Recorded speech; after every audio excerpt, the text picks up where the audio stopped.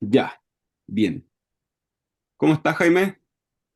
Bien, ¿tú cómo estás? Bien, gracias, muy bien, gracias. Vamos a hablar ahora de síndrome coronario agudo y vamos a hacer una instancia más bien de aplicación, más de conversación didáctica o interactiva, donde vayamos discutiendo en conjunto algunos temas y conceptos respecto al síndrome coronario agudo y vayamos como haciéndonos una idea en conjunto, tratando de entender más o menos lo mismo, que como ya sabemos, estamos haciendo el curso ACLS y en este contexto queremos tratar de aprender y de reforzar los conceptos y de compartir los conocimientos entre todos respecto a lo que tenemos que hacer para que una persona que sufre un paro cardíaco o cardiorrespiratorio de manera súbita, ¿qué hacemos en ese contexto para que esa persona que está sufriendo esa patología en ese momento de su vida, ojalá en algún tiempo más de aquí hacia adelante, resulte como una persona con un buen outcome o buen resultado neurológico? O sea, que aquellos que se infartan o que tienen un paro cardiorrespiratorio tengan la posibilidad de seguir viviendo como personas normales. Eso es lo que buscamos en este contexto de ACLS y en ese marco vamos a hablar entonces ahora del síndrome coronario agudo. Los objetivos son sencillos en esta presentación y vamos a tratar de examinar el dolor de pecho, de un poco de entender lo mismo respecto a cómo duele el infarto, a qué se parece, cómo se siente. Vamos a identificar signos y síntomas, vamos a reconocer y hablar un poco de electrocardiograma y vamos a también establecer el tratamiento farmacológico en los pacientes en quienes sospechamos que el paro cardiorrespiratorio que queremos manejar se encuentra en contexto de un síndrome coronario agudo. Empecemos hablando de un paciente. Yo te lo cuento y en conjunto tratamos de entender. Es un hombre de 62 años que está alerta. Y la situación parece ser dolor retroesternal con irradiación en brazos, garganta y espalda. ¿Qué piensas en primera instancia, Jaime? ¿Qué piensas con ese tipo de dolor? Lo primero que se me viene a la mente es que podría ser un paciente con algo coronario. Tiene que estar infartado, en los clásicos síntomas que describen los libros. Bien, estoy de acuerdo contigo. Oye, y si bien esta es una forma de presentación clásica del síndrome coronario agudo o del infarto, ¿de qué otra manera podría doler el infarto? Depende del paciente, las mujeres sobre todo que tienen síntomas distintos, o los pacientes añosos o con diabetes suelen partir con un dolor en el epigastrio, una sensación de ardor retroesternal, como una sensación más de acidez, que suelen confundirse a veces con problemas gastrointestinales y resulta que son síndromes coronarios ocultos en otros síntomas. Claro, tienes razón. Otros síntomas, interesante eso. ¿Y qué otros síntomas podrían manifestar o hablarnos de un síndrome coronario agudo, aparte del dolor torácico? La sensación de palpitaciones, los compromisos de conciencia súbitos, eh, un, un dolor interescapular también. Ujú. ¿La disnea te parece que podría ser una presentación de infarto? Podría ser algo La falta un de poco más aire. atípico. Sí, estoy de acuerdo. Oye, y ahora hablando de lo atípico, ya que lo mencionas, ¿podría haber un infarto sin dolor de pecho? Sí, sí, podría. ¿Cierto? Hay, según la evidencia que existe, hasta un 25% de los infartos podrían ser infartos silentes, que son infartos que no duelen y que la mayoría de las veces se dan en pacientes que tienen como enfermedad crónica diabetes. Y más de esas veces en los diabéticos de mal control, en los que ya tienen un daño muy significativo en su cuerpo y ni siquiera sienten dolor. Entonces, en el fondo, lo relevante de esto que estamos viendo ahora es que el infarto no solamente se presenta por dolor, aun cuando el dolor, como bien dijo Jaime, puede ser de múltiples maneras, de múltiples formas, de múltiples intensidades, de múltiples duraciones. Y además el infarto tiene la complejidad de que se puede manifestar en otros síntomas, lo dijo bien Jaime, palpitaciones, desmayos, sensación de falta de aire, e incluso se puede manifestar sin dolor en algunos pacientes específicos. Bien, antecedentes de este paciente entonces, Jaime. El paciente es hipertenso, tiene dislipidemia, fumó aproximadamente 10 años de su vida, una cajetilla al día, y está en tratamiento por cáncer de próstata. Y tú, Ya. como trabajas en el prehospitalario, llegaste, nos vamos a poner ahora en contexto de lo que hacemos habitualmente, tú que trabajas en prehospitalario, llegaste, te bajaste del móvil y este es el paciente. A buenas y a primeras, ¿qué información sacas? De manera subjetiva, solo con una primera impresión. Subjetivo, me parece que tiene una cara de dolor. Eh, no diría que se ve como pálido, pero puede ser porque venía haciendo esfuerzo físico también. Y la mano en el pecho también nos demuestra que debe sentir un dolor en esa zona.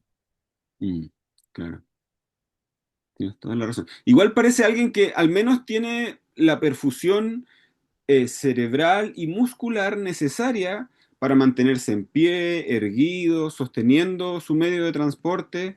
Claro, probablemente algo le duele, pero no está desmayado, inconsciente en Glasgow 3 y no responde. Eso ya nos entrega información a buenas y a primeras, ¿cierto? O sea, ya en cierta medida y de manera muy subjetiva en primera instancia, ya más o menos estamos determinando el riesgo de este paciente. Y ahora, ¿cómo lo evaluarías tú? Eh, bueno, métodos de evaluación, tenemos la impresión inicial, ¿cierto? Donde podemos ver la coloración de su piel, el estado de su piel, que nos ayuda a ver un poco su estado circulatorio. No se ve diaforético, se ve rosado, eh, no se ve cianótico, así que podríamos decir que está bien perfundido todavía, tenga lo que tenga. Ujú, Eh, puede ser que esté con algún grado de dificultad respiratoria. Puede ser que esté respirando corto, por ejemplo, con algún tope inspiratorio por el dolor, ujú, y tiene como una posición de trípode donde está firmado de esa forma en la bicicleta. claro. No se ve con los ojos abiertos, pero no creo que tenga un compromiso de conciencia, Ujú, porque logra mantenerse en pie a pesar de estar sobre la bicicleta. ujú, Y de ahí me iría por la evaluación primaria que utilizamos habitualmente en el prehospitalario, el XABCDE, bien. que va un poco más en profundidad de lo que vemos con la impresión inicial. ¿Y en el X, te parece que tiene alguna hemorragia exsanguinante? No, no parece tener hemorragias exsanguinantes, pero habría que evaluar qué hay debajo de esa mano. Como, Sí. como estamos en la calle en este escenario, ¿Mm? podría haber una herida cortopunzante debajo de eso que aún no vemos. Tienes toda la razón. Es necesario evaluar en más detalle, pero a buenas y a primeras no hay algo evidente. No. Bien, en la A de vía aérea, ¿te parece que está permeable? Sí, sí, está permeable. O En sea, la, falta hablarle, pero pero claro, en ese estado nos da la sensación de que probablemente va a hablar, sí. así como se ve. Bien, en la ventilación, ¿cómo es su ventilación? Es solo una imagen, no podemos tener un diagnóstico categórico de cómo es la ventilación, por supuesto, pero a buenas y a primeras, con la sensación que da esta imagen, ¿cómo crees tú que es su ventilación? Eh, si está con un dolor torácico, yo creo que debe estar respirando rápido y superficial. Ok, ¿y cómo crees tú que está su circulación? De acuerdo a lo que vemos aquí, yo creo que bien, pero igual me gustaría, dentro de mi evaluación primaria, verificar la presencia de pulsos periféricos, eh, y llene capilar, que si bien el llene capilar, cuando hay mucho frío en el ambiente, no es muy real, igual nos puede ayudar. Tienes razón. Y ahora que ya hicimos X, A, B, C, ¿cómo te parece que está en la D lo neurológico de este paciente? Eh, habría que ver si, de acuerdo a lo que le podemos preguntarle cómo comenzó el dolor, cómo se siente, qué le duele, si sabe dónde estamos, para ver qué tan consciente está, Ujú, y luego ver si obedece órdenes, tratar de tranquilizarlo para ver si logra mantener los ojos abiertos de manera espontánea. claro. Pero yo creo que debe estar 14, 15 fácilmente De en Glasgow, Glasgow. ¿cierto? Sí. Igual recordar siempre que no es al caso, no tiene relación necesariamente con el marco ACLS, pero recordar siempre que cuando calculamos el Glasgow, le damos el mejor Glasgow al paciente. O sea, claro, en este momento lo estamos viendo con los ojos cerrados, pero si conversando frente a él se mantiene vigil, espontáneo, con los ojos abiertos permanentemente, no tiene somnolencia ni está en sopor, el paciente tiene una apertura ocular espontánea. Siempre el Glasgow es como que se le da el mejor momento de evaluación, ese es el que queda como máximo, o el máximo que se evalúa es el que se sigue teniendo como registro, digamos. Bien, Claro. entonces el estado mental, el paciente estaba en nuestra evaluación inicial, por supuesto, como bien ya lo dijo Jaime, en el estado mental el paciente estaba alerta, conversaba. En la X no tenía ninguna hemorragia exsanguinante evidente, la vía aérea estaba permeable, la ventilación estaba rápida y superficial.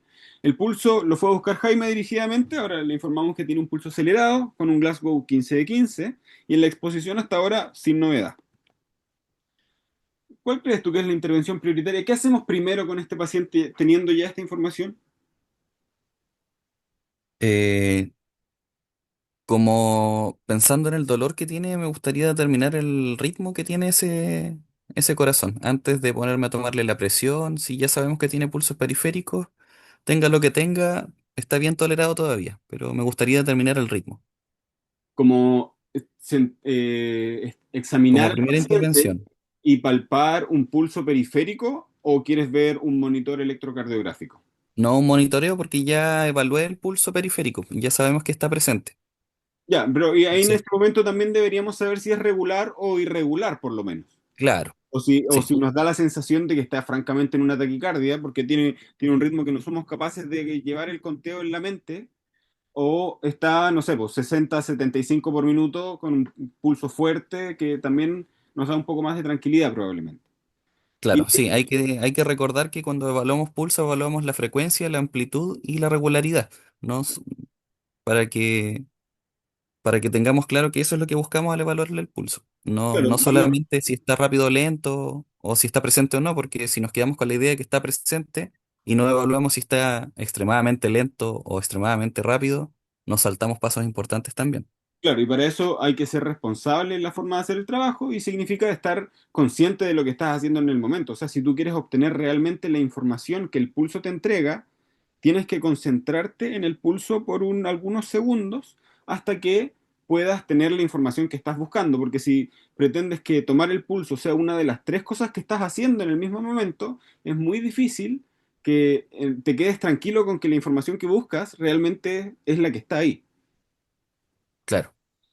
Entonces, hecho la evaluación primaria, hecha la monitorización, que recordemos que está en el manejo avanzado del paciente, la monitorización es parte de la evaluación primaria, y en este contexto obtenemos toda la información que necesitamos.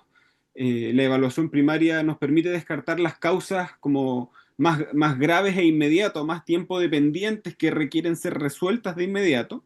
Y teniendo esa tranquilidad de que no se está muriendo activamente, entonces vamos a pasar a hacer exámenes. Y desde la perspectiva de los exámenes y según la disponibilidad de los mismos, ¿cuál crees tú que es lo siguiente que tenemos que hacer? Un electrocardiograma sería lo más eh, rápido que le podríamos hacer.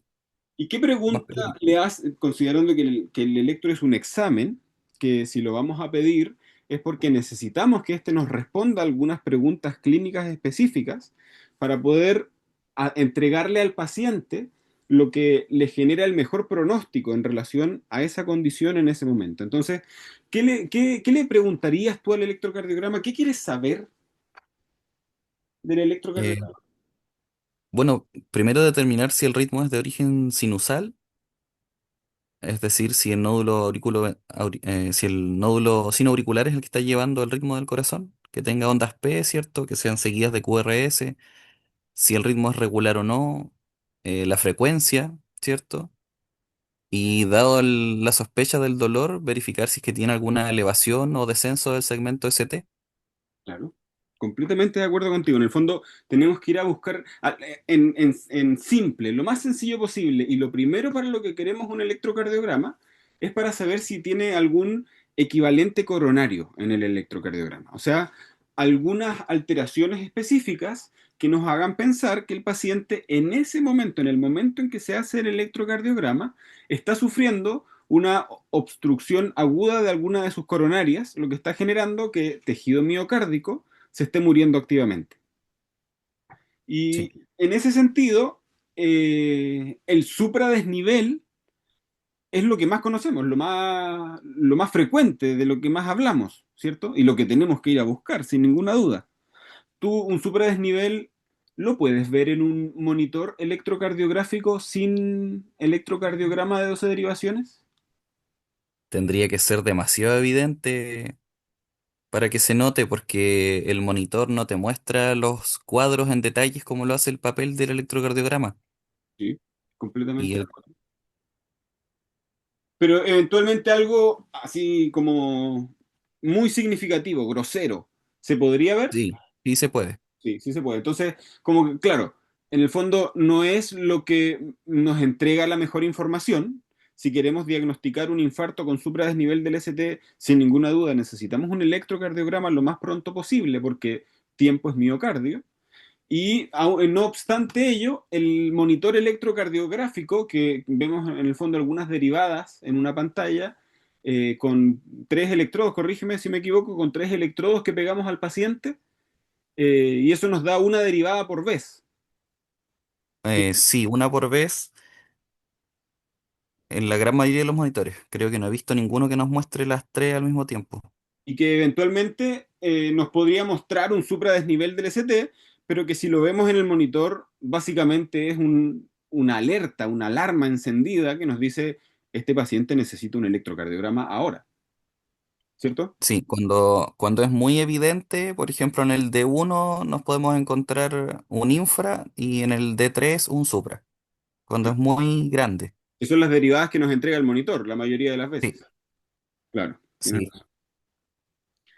Bien, entonces ahora, como haciendo un resumen de eso, básicamente lo que queremos ver en el electrocardiograma es los equivalentes coronarios o distintas clasificaciones posibles que son alteraciones al electrocardiograma que nos sugieren un evento coronario agudo. Y siguiendo esta línea, tenemos como primera posibilidad, la más frecuente, lo de más alto riesgo, lo que más conocemos, lo que está muy estudiado, que es la elevación del segmento ST. Aquí, en el primer cuadro, en el primer complejo electrocardiográfico que estamos viendo en la pantalla, hay una onda P, que es la primera deflexión positiva, después viene una Q muy pequeña, una R bien alta que mide 10, como 14, casi 15 milímetros.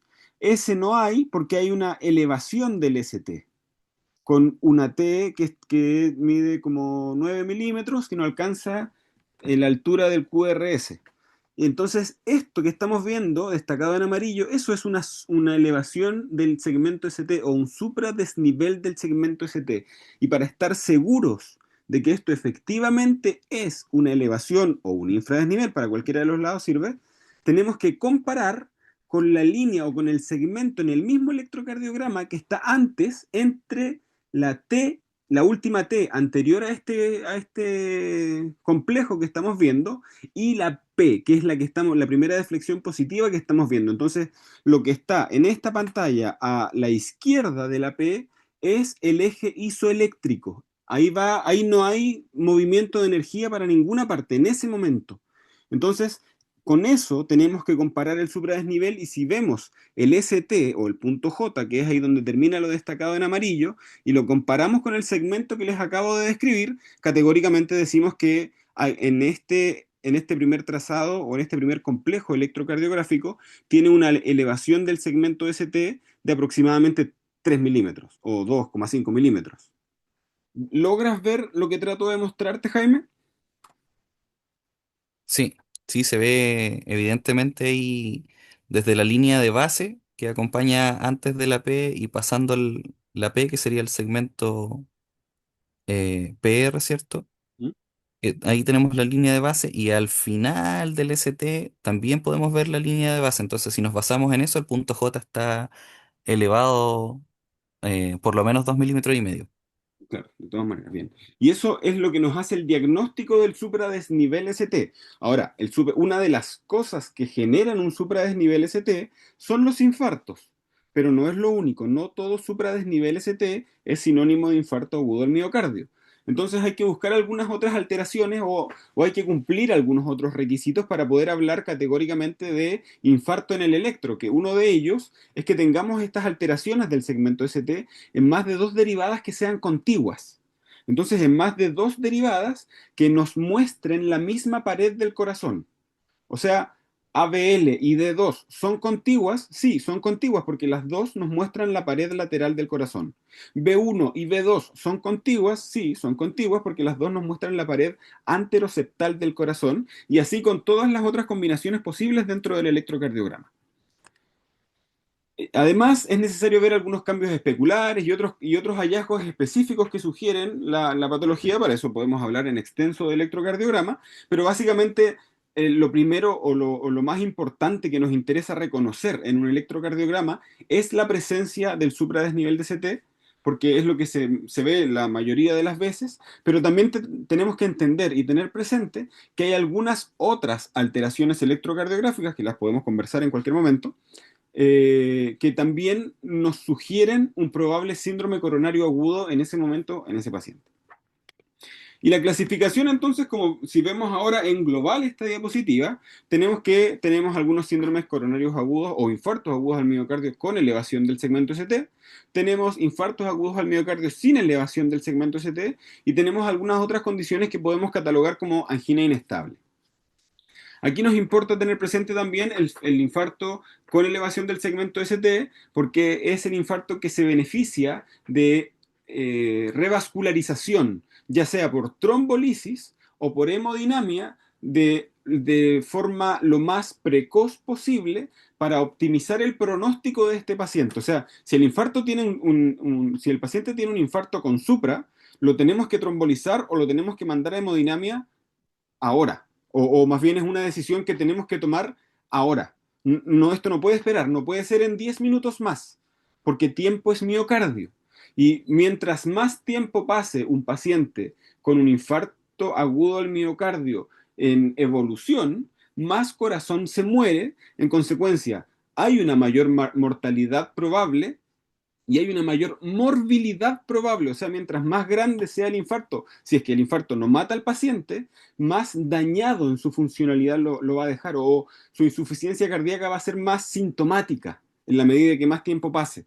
Entonces, claro, tiempo miocardio, si estamos viendo un síndrome coronario agudo con elevación del segmento ST, tenemos que definir ahora si se beneficia o no o de trombolisis o de hemodinamia alternativa que vamos a escoger dependiendo del escenario clínico en el que estemos en ese momento. Entonces, Súper. ya Oye, lo quiero dijimos. hacer un alcance antes de que avancemos. Oh,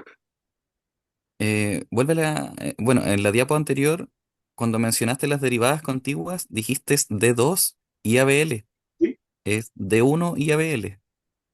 De dos igual nos Y muestra la pared lateral. cara lateral, para que, de acuerdo a lo que nos enseñan los textos y lo que se enseña también en el texto del ACLS, en el capítulo de Electro, Ujú. para que no, para que quede más claro Perfecto. esa, Muchas gracias por la ese aclaración. detalle.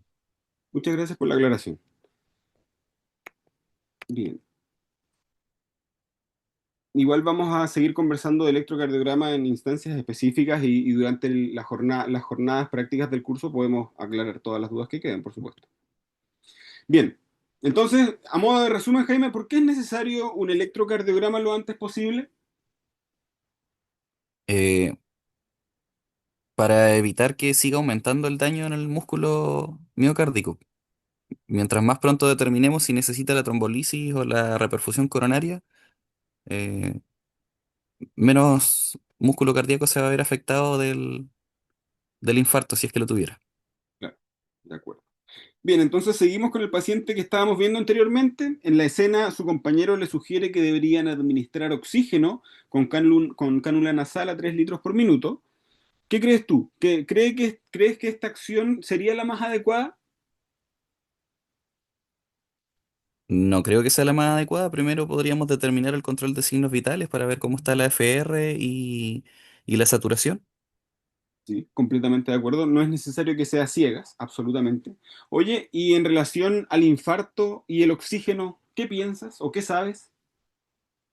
Eh, no es muy bueno tenerlo saturando 100%, por ejemplo, más tiempo del necesario o aportarle oxígeno cuando no es estrictamente necesario, ya que igual el oxígeno a la larga o una hiperoxigenación va a producir vasoconstricción y eso va a obligar al corazón a esforzarse más para poder eh, vencer la resistencia periférica. Claro, tienes toda la razón. En primera instancia, hay que tener claro, por eso está muy bien lo que tú dices, de que es necesario primero una evaluación para que tengamos un diagnóstico claro de qué está pasando en este momento. Porque en primera instancia, si el paciente se beneficia de una reanimación, probablemente está en un estado de shock o está en un estado de hipercatabolismo al menos, donde su organismo está consumiendo más oxígeno. Algunas veces esto se puede traducir o no en desaturación, pero probablemente si estamos en la etapa de la reanimación, muchas veces vamos a optar por oxígeno de más que de menos. No sé si estás de acuerdo conmigo. Si es un pecado que habitualmente se comete. Claro, entonces un poco todos lo hacemos, sino en el fondo, mientras no sepas que está estable, dale de más, no te estreses, mejor dale, porque es mejor darle que no darle en ese caso. Si tienes la duda y faltan 15 segundos para completar una evaluación, bueno, en ese caso podemos esperar la evaluación, son 15 segundos. Pero si no es esa la situación y tienes la duda, mejor darle al comienzo hasta que definamos que está en una situación protectora. Y pasado esta primera instancia de la reanimación, donde muchas veces le vamos a dar oxígeno de más que el que lo necesite, tenemos que cuestionarnos rápidamente si ese medicamento, que es el oxígeno que le estamos dando al paciente, realmente lo beneficia o no. Si es un paciente que tiene un infarto, pero que tiene unos pulmones sanos, es un KILIP 1, no tiene congestión pulmonar, sus pulmones funcionan perfectamente y el oxígeno disponible en el ambiente es suficiente para que ese paciente como que satisfaga sus necesidades básicas de oxígeno, ahí necesitamos suspender el aporte de oxígeno adicional porque ese paciente en una hiperoxemia mantenida, o sea, con concentraciones de oxígeno sanguíneo mantenido en el tiempo mucho rato, eso genera aumento en la liberación de radicales libres en la sangre de esa persona, lo que se podría asociar a peor pronóstico de morbimortalidad. Entonces, mientras lo necesite, si está claramente definido, se lo damos. Si realmente no lo requiere, lo suspendemos. No es mejor más. Solo cuando lo necesita. ¿Estamos de acuerdo con eso? Sí, estamos de acuerdo con eso. Excelente. Entonces, en el avance del caso, recuerda, nos presentan ahora una mnemotecnia, que es la mnemotecnia Sampler, y que nos va a servir para recabar información relevante, para que cuando tengamos que ir, no sé, a conversar rápidamente con un paciente o en poco tiempo obtener la información relevante, saber qué es lo que necesitamos preguntar dirigidamente, qué es la información que vamos a ocupar eventualmente. Entonces, para eso, esta instancia de entrenamiento, el ACLS-EXI, nos sugiere una mnemotecnia que es la mnemotecnia Sampler. ¿Me puedes recordar, por favor, lo que significa o lo que tenemos que recordar al pensar en la mnemotecnia Sampler? ¿Qué es cada letra? Signos y síntomas, ¿Sí? alergias, medicamentos, Ujú. eh, Patologías. Yo las recuerdo, las recuerdo patologías, como eso, patologías. patologías previas, ¿Sí? última ingesta oral. La L viene de libación, que libación es como decir a qué hora bebió alcohol por última vez. Eso es libación. Entonces la L, para traducirla bien, es libación y última ingesta. Como a qué hora comió y tomó lo último, en el fondo. Ah, ya, súper. Sí, porque siempre lo he tenido como la última vez que comió. No. Sí, sí, sí, también. O sea, de acuerdo. Eso es lo que nos sirve al final, pero esto tiene todo un contexto histórico. Estas son mnemotecnias que se ocupan hace muchos años, no se inventaron hoy en día. Entonces, cuando se originan todos estos conceptos, estas ideas, estas ayudas cognitivas, tienen su origen en ciertos conceptos específicos. Y por eso esa es como la traducción real, pero tú tienes razón, recordar la L como la última ingesta está perfecto, nos ayuda a obtener la información que necesitamos. Y la E, ¿qué era la E? ¿Recuerdas eso?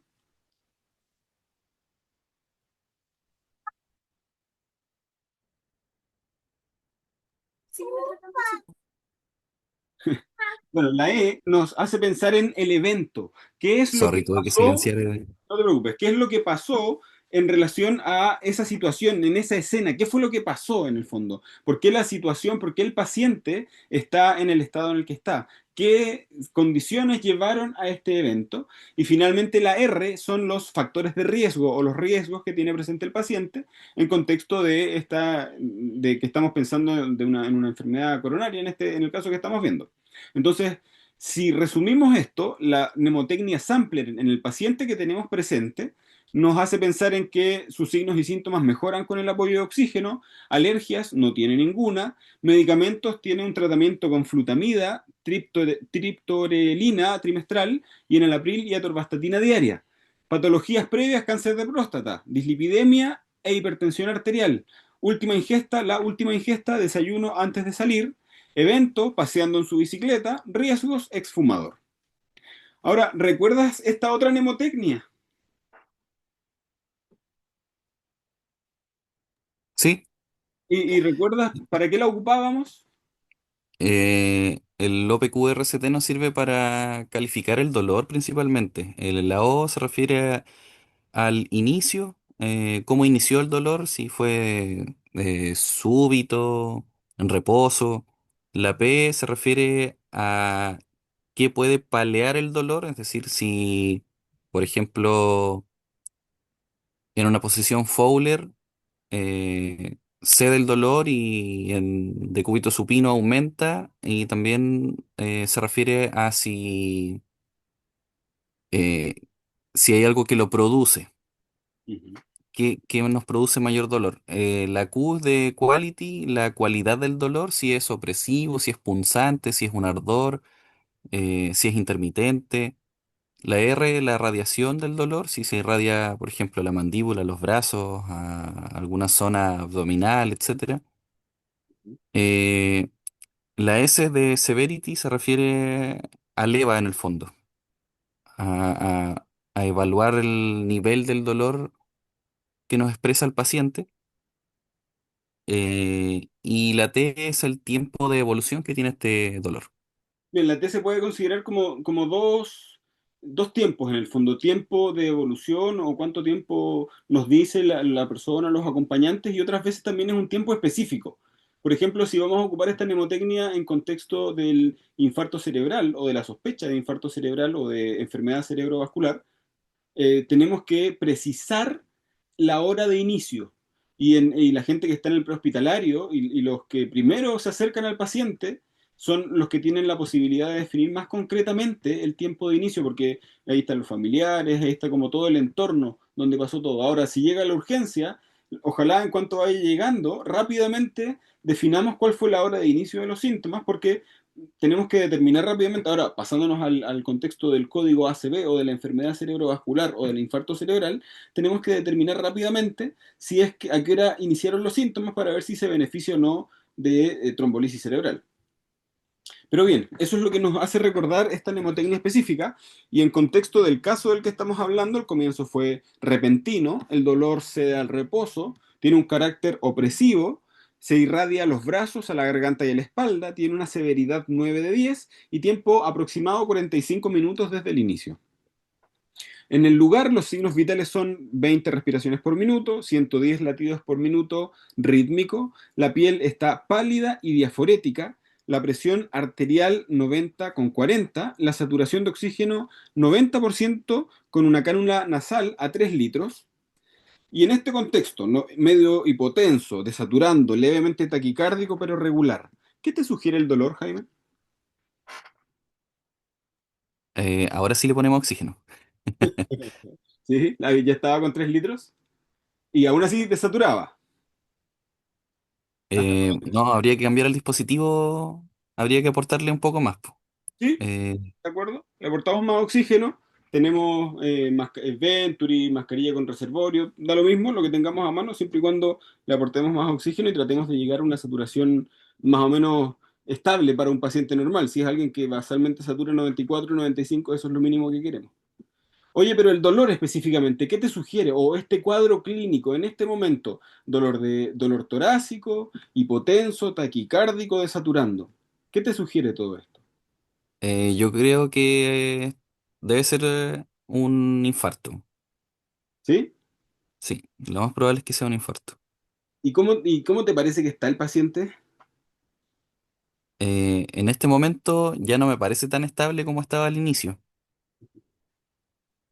Por- porque no, bueno, no teníamos datos tan congruentes, pero igual está hipotenso, está desaturando, Ujú, a pesar del aporte de oxígeno.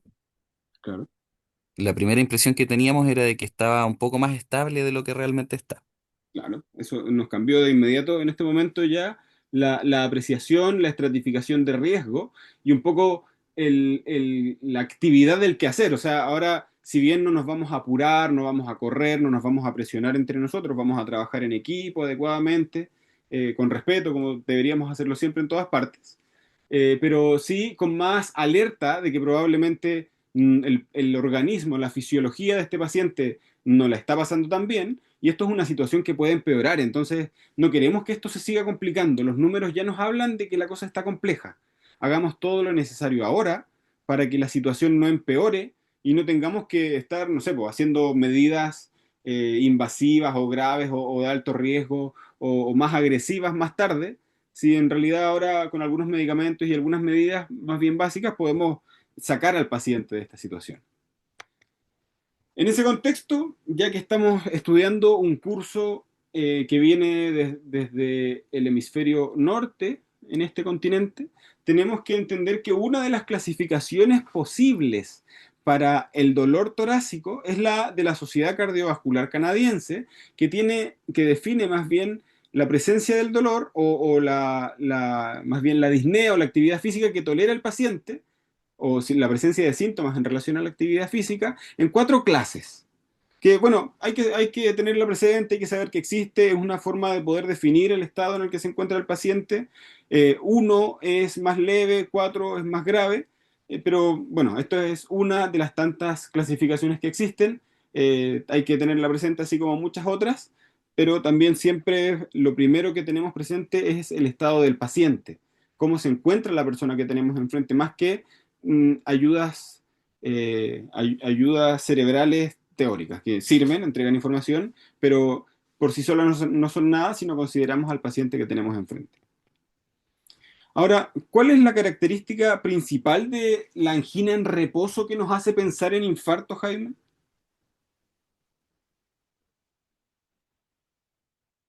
Em, bueno, una de las características principales es que sea ese dolor limitante que no le permita al paciente continuar con su actividad, que puede generar algún compromiso de conciencia o deterioro de su estado de alerta, ¿cierto? Acompañado de los clásicos síntomas, exceptuando en aquellos pacientes que mencionamos antes, que pueden ser pacientes añosos, diabéticos o mujeres que tienen síntomas diferentes. Claro. Y básicamente el hecho de que sea angina en reposo un poco nos tiene que hacer pensar en los inicios súbitos y en lo que se da con un paciente que está echado en un sillón. En el fondo, si el paciente no está haciendo una actividad física suficiente para esforzar a su corazón, el corazón no tiene por qué estar agotado, sufriendo o pasándola mal. En el fondo, si de manera súbita inicia un dolor torácico mientras el paciente está en reposo, eso es lo que nos da la característica de gravedad y nos hace pensar en este diagnóstico tan ominoso. Ahora, ¿cuál es la característica principal del dolor torácico de inicio reciente? ¿Cómo se define el inicio reciente? Em, no, ahí me pillaste a qué se refiere la pregunta en realidad, porque si el paciente, o sea, si yo le pregunto al paciente hace cuánto inició el dolor, un inicio reciente para mí sería eh, oj- ojalá en menos de una hora que podamos tener al paciente in situ y poder tratarlo. Claro. Y ese es un concepto bien interesante porque un poco el inicio reciente, si consideramos inicio reciente como el cuadro clínico sugerente de infarto agudo al miocardio, que lleva menos de 12 horas de evolución, podría ser una respuesta bien correcta, dado que en esas primeras 12 horas es cuando vamos a considerar la posibilidad de una revascularización en agudo. O sea, antes no siempre vamos a trombolizar hasta las 12 horas, pero la hemodinamia sí podríamos hacerla hasta las 12 horas, y hacerla en ese tiempo es lo que mejora el pronóstico de morbilidad, de morbimortalidad de los pacientes. Entonces, probablemente, si vamos a hablar de inicio reciente, deberíamos tener presente lo que el paciente necesita para tener el mejor pronóstico posible. Y si estamos hablando de un síndrome coronario agudo, lo que el paciente necesita es que su arteria coronaria se revascularice, ya sea con medicamentos o trombolisis, o ya sea destapando la arteria directamente con angiografía, hemodinamia. Pero en el fondo eso es lo que tenemos que tener presente en un paciente de estos. Cuando lo tengamos enfrente, todo lo que hagamos tiene que girar en torno a la solución de su problema. Y si el paciente tiene un infarto, necesita que le revascularicen las coronarias con urgencia, sobre todo antes de las 12 horas, desde que se inició el dolor. Entonces, tal vez eso podría ser una buena definición de lo que es una angina de inicio reciente. No sé qué te parece. Sí tiene bastante sentido. Sí, sí me hace sentido lo que dices, porque en el fondo, para nosotros, por ejemplo, acá en Chiloé particularmente, que no tenemos reperfusión coronaria vía hemodinamia, Ujú. toca pensar en los tiempos de una reperfusión vía farmacológica. Claro, de todas maneras, aquí lo tenemos más presente que en muchas partes de Chile. En Chiloé se tromboliza. En otras ciudades simplemente todos los hospitales cercanos tienen hemodinamia, entonces los trombolíticos no son parte del arsenal habitual, no los ocupan, cosa que no es la realidad en Chiloé. Aquí todavía tenemos que trombolizar y eso no siempre es mejor que una coronariografía o que hemodinamia. Entonces, bueno, hay que trabajar todos en conjunto para hacer un Chiloé más cardioseguro. Por eso, qué bueno que todos hagamos el ACLS. Bien, ahora, hablando solo de angina inestable, ¿qué es para ti una angina inestable?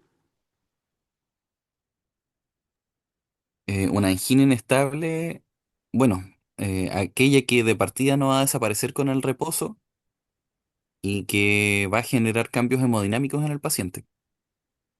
Bien, eso es una forma de definirlo. Desde la perspectiva más técnica o más, ¿cómo llamarlo? Más desde la definición, angina es dolor torácico, que en contexto de la enfermedad sobre la que estamos hablando, la angina que nos preocupa es la que sugiere dolor coronario o dolor de origen coronario. El hecho de que sea una angina inestable, la inestabilidad está dada por los cambios en las características. O sea, la angina puede ser crónica. Cada vez que camino una cuadra me duele el pecho, reposo, me siento, descanso y el dolor se me va pasando de a poco. Si vuelvo a caminar una cuadra, me vuelve a doler. Eso es una angina crónica. Si alguien que nunca ha tenido dolor o alguien que tiene esa angina crónica y que siempre es de la misma manera, sufre cambios en esta condición, o sea, la angina que siempre era con una cuadra, ahora empezó a doler mientras estaba mirando tele, de la misma manera, o alguien que nunca ha tenido un dolor torácico fue a jugar un partido de fútbol y en el momento más intenso del partido empezó a sentir dolor torácico. Bueno, son momentos, son instancias que nos hacen pensar que hay una angina inestable al comienzo, solo por definición clínica. En estricto rigor, para que podamos hablar de una angina inestable como diagnóstico médico, tenemos que tener la presencia de un electrocardiograma sin cambios electrocardiográficos, porque si hay supradesnivel no es angina inestable, es infarto con supra, y si hay otros cambios que no sean supradesnivel del ST, puede ser un infarto sin supradesnivel del ST con, por ejemplo, solo infradesniveles o solo T negativas. Pero también necesitamos para definir una angina inestable la presencia de biomarcadores cardíacos negativos, o sea, por lo menos tener ojalá una troponina T ultrasensible, de troponinas hay muchas, por eso la más específica es la troponina T ultrasensible, que no está en todos los laboratorios, pero lo ideal es junto con el electro sin cambios tener un biomarcador cardíaco negativo para recién ahí hablar del diagnóstico médico angina inestable. ¿Soy claro con esa parte? Sí, Sí, claro. bien. Cualquier duda, vamos conversando, me preguntas sin ningún problema. Ahora, ya que al paciente que vimos antes que estaba inestable, dijimos que le íbamos a pedir un electro. ¿Qué ves tú en este, o antes? te voy a mostrar yo cómo veo, cómo leo un electrocardiograma cuando lo tengo enfrente.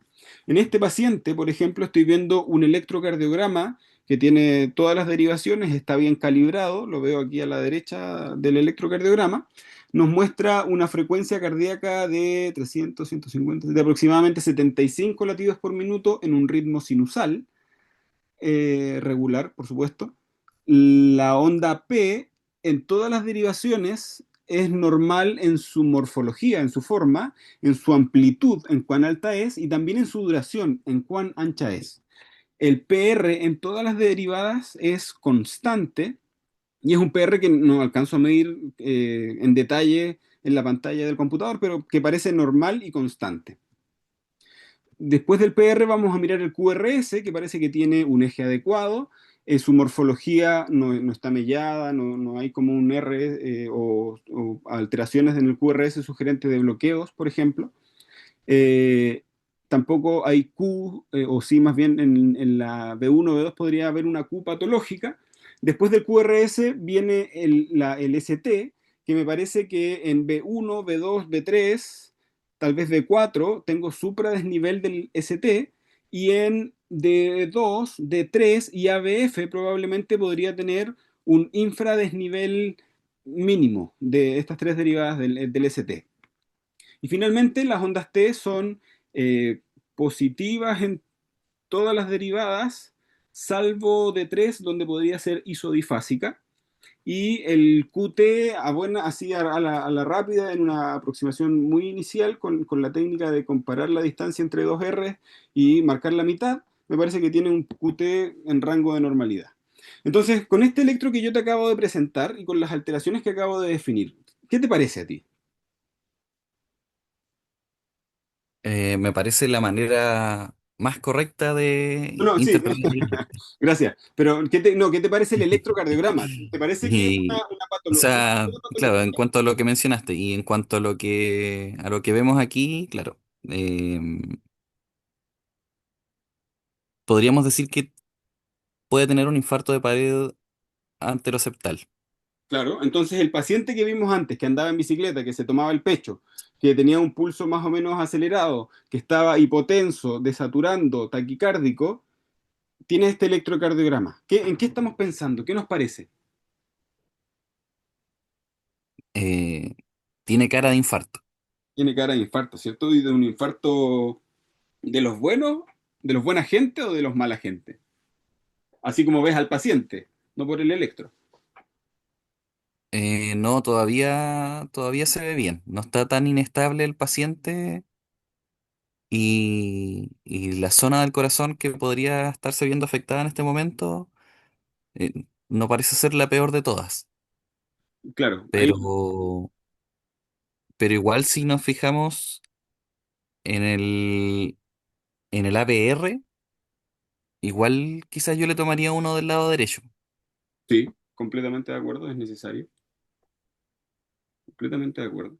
Buen detalle, relevante, que podemos conversarlo en la instancia de electrocardiograma o de manera presencial, sí. Hay hartos detalles técnicos específicos sobre los que podríamos profundizar bastante en relación al electrocardiograma. Ahora, en este otro electrocardiograma, sin una definición tan clara de todas las variables del electro, pero a buenas y a primeras, ¿qué te parece?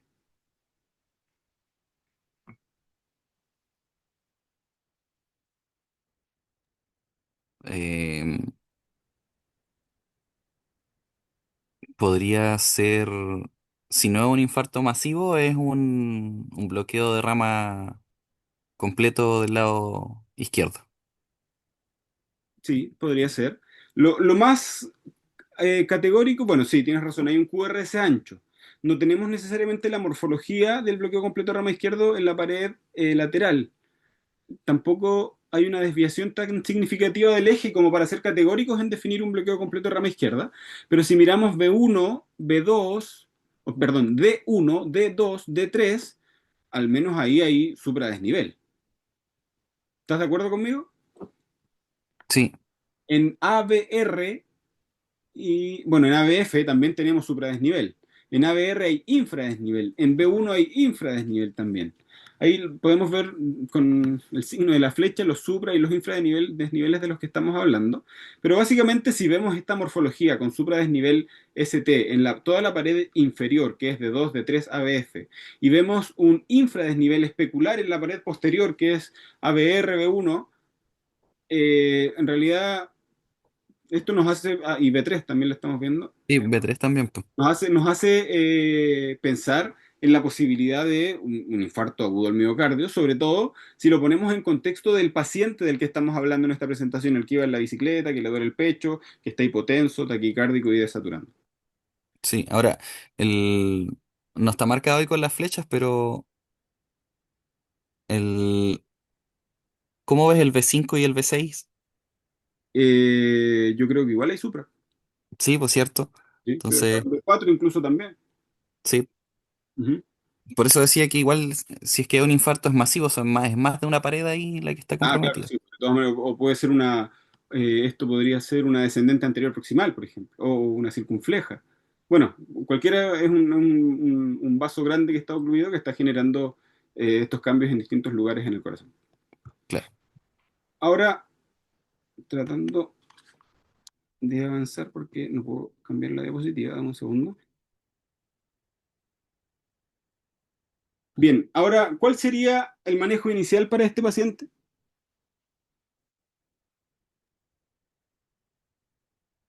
Pensando en el prehospitalario todavía, podríamos darle algún antiagregante plaquetario,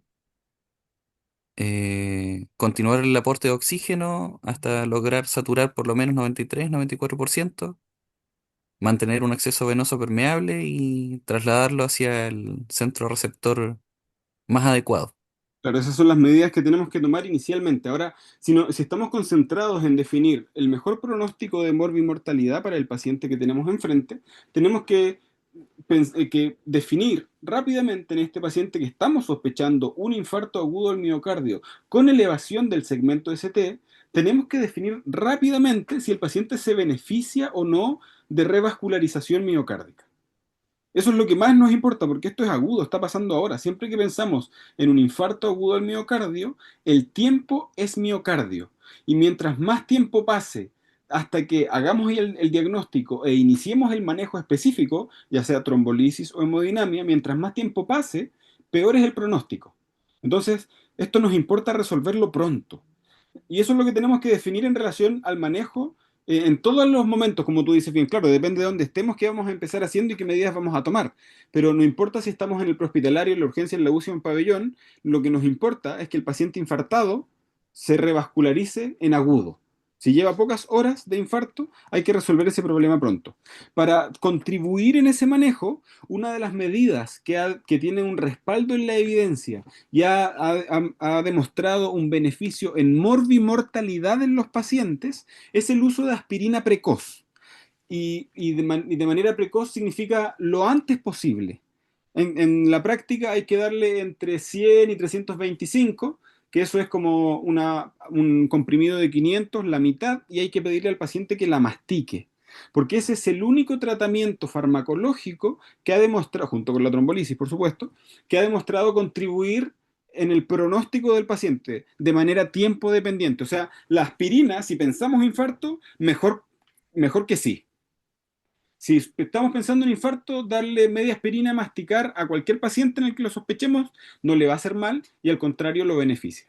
Y después de la aspirina, claro, todas las medidas que Jaime nombró muy bien, y rápidamente definir si este paciente se beneficia o no de una revascularización precoz, que puede ser a través de una trombolisis o de hemodinamia, que lo vamos a conversar en extenso en otras instancias. Ya lo dijimos hace rato, pero ¿qué pacientes se benefician del oxígeno complementario? Quedamos más o menos Eh, con el consenso de que eran los que están en un manejo muy inicial, los de la reanimación inicial, y después solo los que, dada su condición clínica de desaturación, se beneficien de aporte de oxígeno suplementario. Eso queda claro, Jaime, ¿no? sí, sí, ¿Sí? eso queda claro. Lo dijimos también recién, ¿qué antiagregante plaquetario usarías? Como terapias antiagregante, tenemos la posibilidad de ocupar aspirina, en algunos lugares tienen clopidogrel, en otros lugares tienen ticagrelor, depende. Todos esos se pueden ocupar. habitualmente estos que son de la misma familia, el Clopi y el Tica, o Clopidogrel y Ticagrelor, no se ocupan en conjunto. Sí, uno de ellos se podría ocupar en conjunto con aspirina, pero no hablemos, no lleguemos a hablar de clopidogrel o ticagrelor si todavía no le dimos la aspirina al paciente. Porque eso es lo que, ya lo dijimos, de manera tiempo dependiente mejora el pronóstico. Estos otros antiagregantes o la doble antiagregación ayuda, mejora la condición del paciente, pero no ha demostrado así el beneficio en morbi y mortalidad como si la aspirina. Tengo una consulta. Dale. Aquel paciente que es usuario de anticoagulante o que es usuario de aspirina 100, Ujú. eh, a ese paciente le damos aspirina para lograr los 325, le damos 200 más o le damos... Es una mm, buena pregunta, es una buena pregunta. En estricto rigor, si el paciente ya tomó el medicamento hoy, tiene una dosis circulante efectiva que sirve para ir a buscar lo que ha demostrado la evidencia. Ahora, si el paciente ya tomó solo 100, ¿le hará mejor 325 o 350 porque le agregamos 250? Quizás sí, quizás no. Hoy en día es poco probable que exista evidencia que defina esta pregunta clínica, porque es algo muy específico que nos estamos preguntando, la diferencia entre dosis.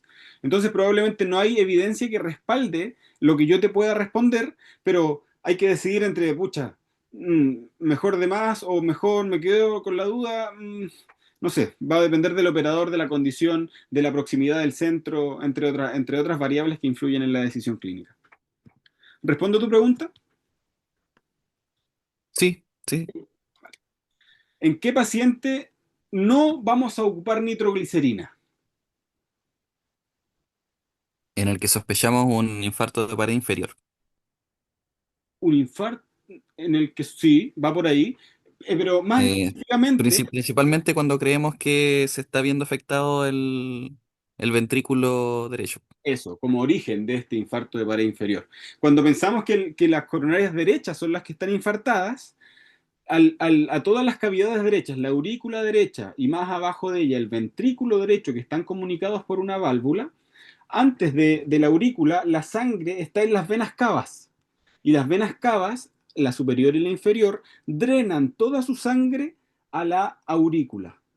Entonces, si le ponemos nitro a la aurícula derecha y al ventrículo derecho, la nitroglicerina lo que hace es vasodilatar las venas cavas.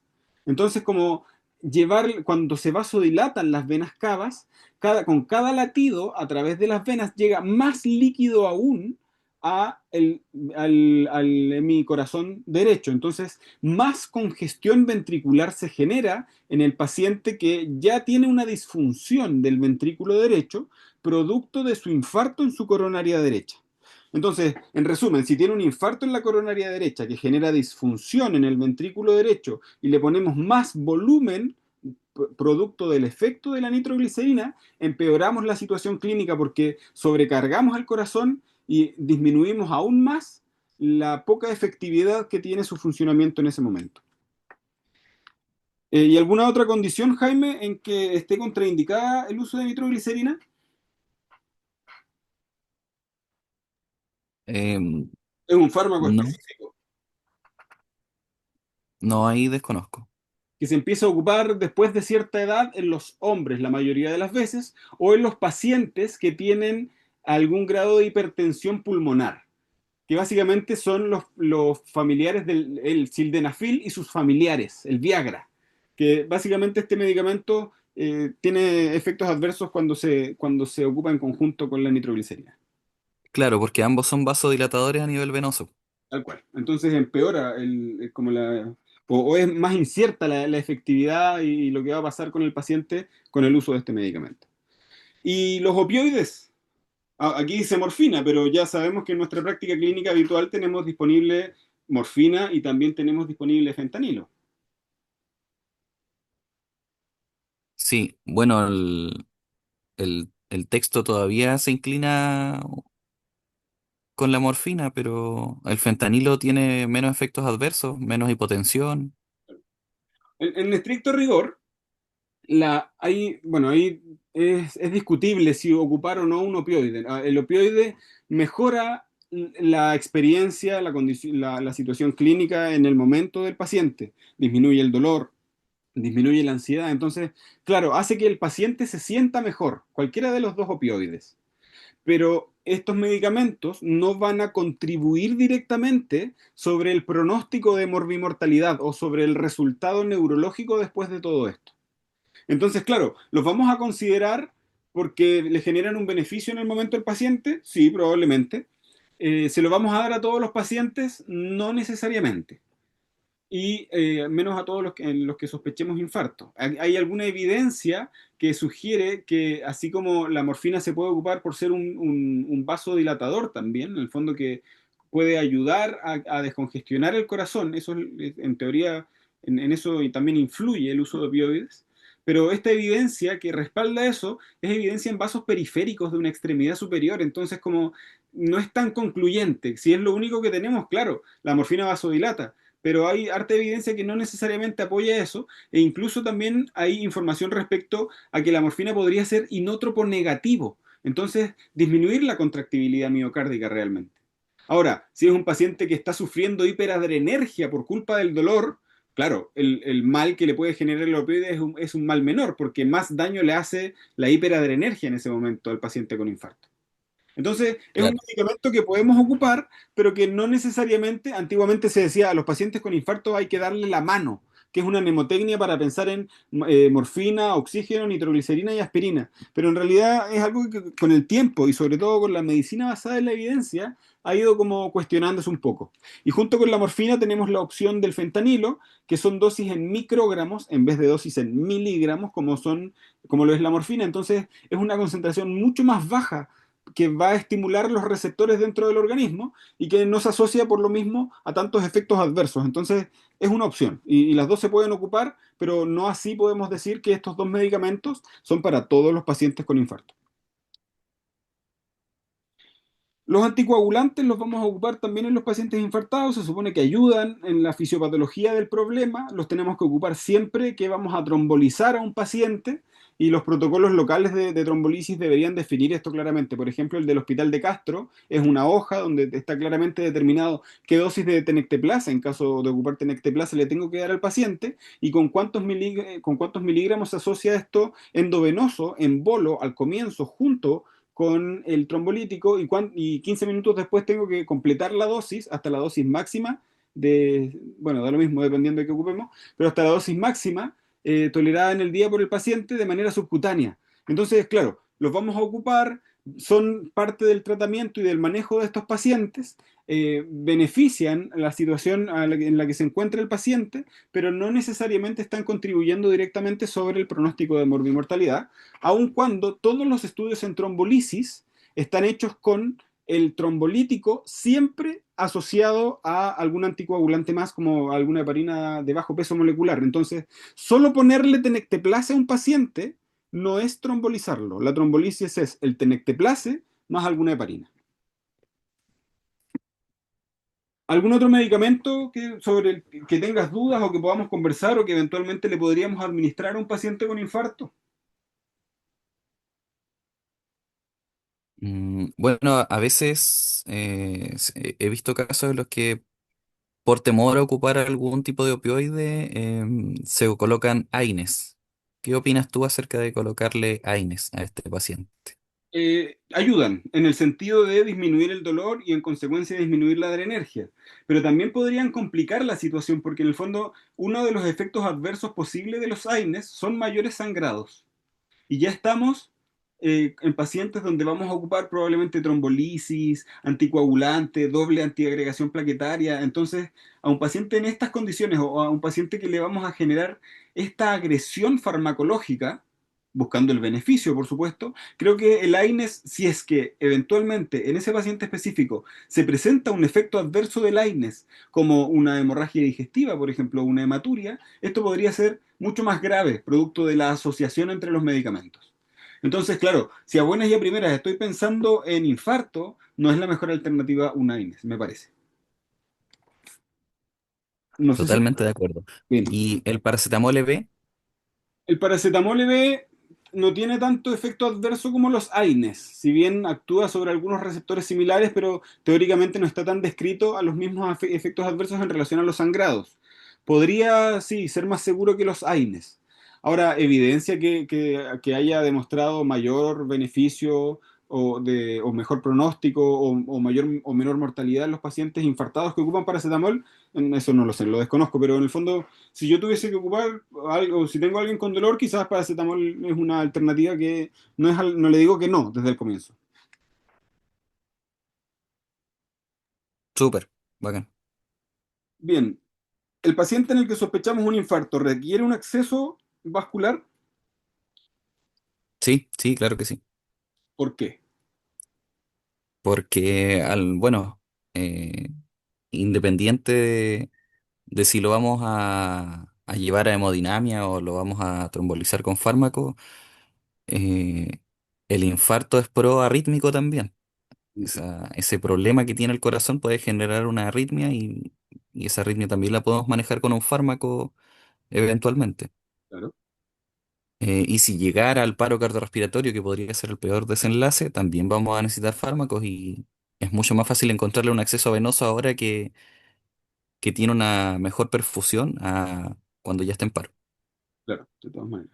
Entonces, sí, si estamos pensando en un paciente así de grave, que se beneficia de manejo cardiovascular avanzado, de todas maneras necesita un acceso venoso que puede ser un acceso vascular que puede ser endovenoso o intraóseo, que eso un poco lo va a definir la expertise del equipo que esté manejando el paciente y la condición clínica del mismo en el momento. Este paciente es alguien que sí o sí se beneficia de este procedimiento. Volvamos al ventrículo derecho y el infarto del ventrículo derecho. Un poco de la mano con lo que hablábamos de la nitroglicerina. Se debe considerar líquidos en pacientes líquidos endovenosos, aporte de cristaloides en pacientes con infarto ventricular derecho.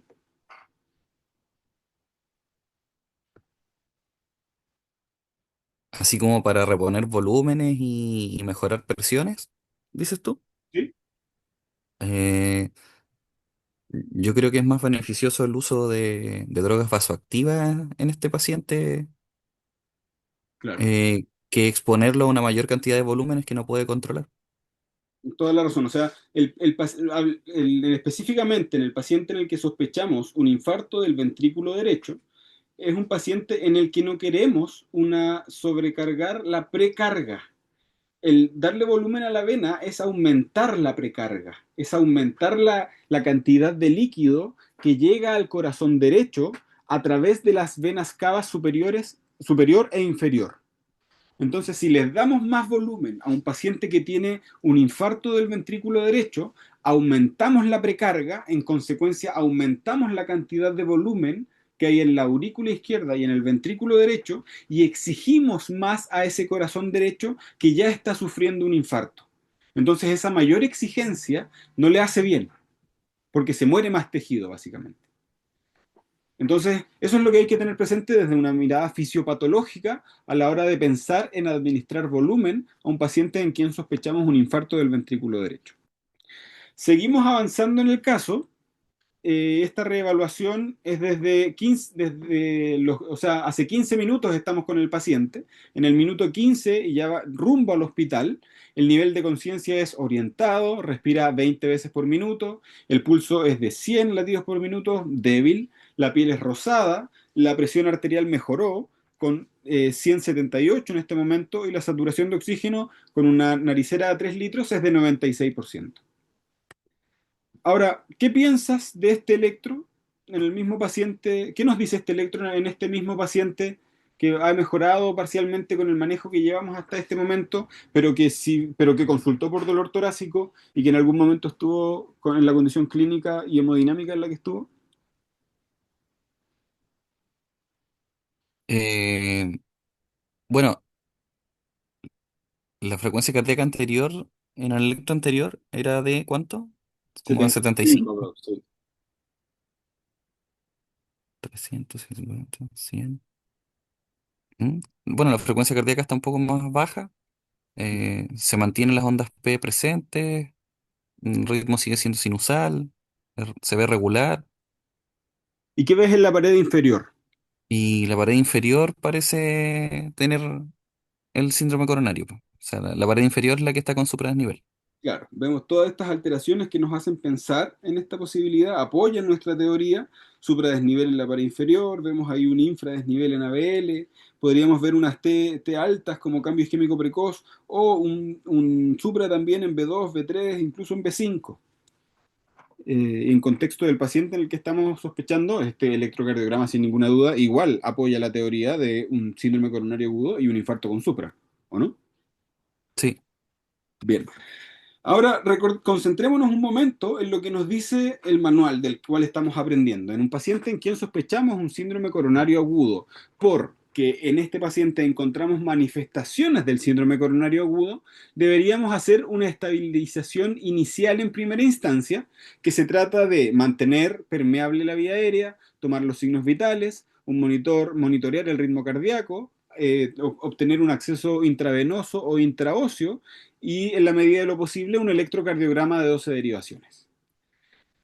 Si, y tenemos que siempre en este contexto, si ya estamos pensando en un síndrome coronario agudo, siempre estar preparados para iniciar el manejo de un equipo de reanimación de alto desempeño. Si tenemos a un paciente con infarto agudo del miocardio, todo lo que estamos aprendiendo en ACLS podría ser necesario. Podríamos tener que manejar arritmias inestables, podríamos tener que reanimar a un paciente en paro, podríamos tener que cardiovertir a pacientes, podríamos tener que administrar adrenalina. Entonces, cuando ya estamos en un setting o en un contexto en el que estamos hablando de síndrome coronario agudo, tenemos que estar preparados para todas estas cosas, porque el síndrome coronario agudo es la enfermedad que se complica con estas arritmias, con el paro presenciado que podemos manejar, entre otras cosas.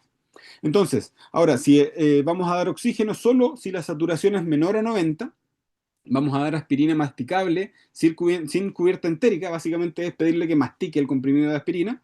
Vamos a considerar nitratos sublinguales en algunos, sobre todo en algunos servicios de salud, en SAMU, tienen, bueno, no sé si existen hoy en día, pero tienen inhaladores de nitroglicerina, que por eso, y también hay comprimidos que son sublinguales, entonces, por eso se dice aquí que considerar nitratos sublinguales si lo tienes disponible dentro de tu arsenal. Y analgesia endovenosa si el paciente lo requiere. Posterior a esto, evaluamos el electrocardiograma y aquí vamos a definir el manejo de acuerdo a la presencia o no de supradesnivel. Si el paciente tiene supradesnivel del ST, se beneficia de revascularización precoz, trombolisis o hemodinamia. Si el paciente no tiene que entrar en todo un carril diagnóstico. Hay que hacer exámenes de sangre, hay que hacer electrocardiogramas seriados, necesitamos un biomarcador cardíaco, necesitamos una radiografía probablemente para descartar otras enfermedades que puedan cursar con síndrome coronario. Entonces, un poco la diferencia está en el punto de si tiene o no tiene supra, o si nos hace pensar o no que hay una arteria obstruida de alto riesgo hace poco tiempo. Básicamente, menos de 12 horas de inicio de los síntomas. Y de acuerdo al escenario específico en el que nos encontremos, que en Chiloé muchas veces va a ser considerar la trombolisis, pero como hablábamos hace rato en algunos otros escenarios, donde la hemodinamia es algo que está presente de manera más frecuente o con mayor accesibilidad o mayor disponibilidad de lo mismo, nadie considera la trombolisis y trasladan rápidamente al paciente al lugar donde hay hemodinamia de urgencia. Bien, el paciente entonces es estabilizado, se entrega en el departamento de urgencias y el diagnóstico, como bien vimos, es síndrome coronario agudo con elevación del ST. Los puntos claves de esta presentación, Jaime, es que es necesario monitorizar y medir las constantes vitales de los pacientes.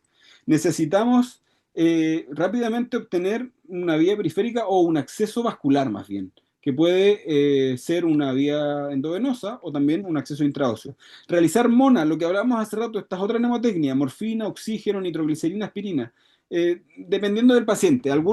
La mayoría se beneficia de aspirina, algunos se benefician de nitroglicerina, sobre todo los que tienen dolor, oxígeno, los que están desaturando, y morfina, los que genera, o opioides más bien, los que tienen una respuesta adrenérgica muy significativa y que nos parece que podría estar empeorando el pronóstico. La vigilancia de posibles complicaciones, las arritmias malignas y las complicaciones agudas, producto de un infarto agudo al miocardio, se pueden presentar hasta 24, 48 o 72 horas desde el inicio del dolor. Entonces, un paciente que ya se infartó ayer o que se está infartando o que se infartará, son todos de alto riesgo, porque pueden tener complicaciones mecánicas o complicaciones eléctricas. Y algunas de ellas nos hacen actuar con emergencia, como por ejemplo la taquicardia ventricular, entre otras, que vamos a repasar en este curso.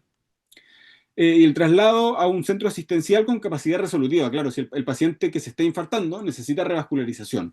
Si lo más cercano y lo más disponible es la trombolisis, hay que llevarlo al lugar donde trombolicen más pronto. Si lo más cercano y lo más disponible es la hemodinamia, hay que llevarlo al lugar donde esté la hemodinamia de emergencia disponible más rápido. En Chiloé, en la práctica, vamos a tratar de trombolizar la mayoría de las veces y de acuerdo a la respuesta a la trombolisis, si hay criterios o no de reperfusión, vamos a definir la necesidad de hemodinamia de urgencia y en el 100% de los casos, por, no sé, quizás 98, 99, puede que haya otros centros, pero la mayoría de las veces los pacientes en Chiloé se derivan al estudio hemodinámico en Puerto Montt. También como punto clave hay que sospechar infarto en todo dolor torácico. Dijimos que dolía de múltiples maneras, dijimos que algunas veces se asociaba a otros síntomas, o incluso podrían estar presentes solo los otros síntomas, disnea, palpitaciones, compromiso del estado general, náuseas sin dolor, incluso algunos asintomáticos, los infartos silentes, sobre todo en los pacientes diabéticos. El electrocardiograma solo eleva el ST en la tercera parte de los infartos, entonces no esperemos a que haya un supradesnivel del ST necesariamente para pensar en infarto. Claro, si tiene un supradesnivel del ST ya está definido lo que el paciente necesita. Trombolisis, hemodinamia, como bien lo hemos conversado. Pero si el paciente no tiene un supradesnivel del ST, aún podría estar infartado y aún podría presentarse clínicamente con las complicaciones agudas del infarto, como las eléctricas o las mecánicas. Y además, no esperen las enzimas positivas para hacer el diagnóstico, sobre todo si el paciente está más grave o tiene la evaluación primaria alterada, aunque muchas veces la diferencia, por ejemplo, entre infarto o no infarto o entre infarto y angina inestable se da basado en el resultado de los biomarcadores cardíacos. Y finalmente, no salva vidas si el centro al que remite no cuenta con hemodinamia o trombolisis, porque el paciente infartado eso es lo que requiere, y es mejor una trombolisis rápida que una angioplastía tardía. Es por eso que en Chiloé priorizamos la trombolisis en primera instancia y posteriormente trasladamos a hemodinamia programada o de emergencia de acuerdo a la respuesta a la trombolisis. ¿Alguna duda, Jaime? No, creo que no. ¿O claro, algo que agregar? ¿Algo que acotar? Mm, Quizás aclarar cuáles son los periodos de ventana. ¿Ya? Bien, vamos a hablar en extenso después en la otra clase de infarto sin supra, en detalle de eso. Ah, súper. Sí, ¿verdad que viene esa después? Sí, sí, tranquilo que viene. Bien, algo más, pues fue bien larga esta, pero hasta aquí llegamos. Voy a dejar de grabar ahora para que conservemos esto. Saludos a todos, nos vemos en la instancia práctica del ACLS.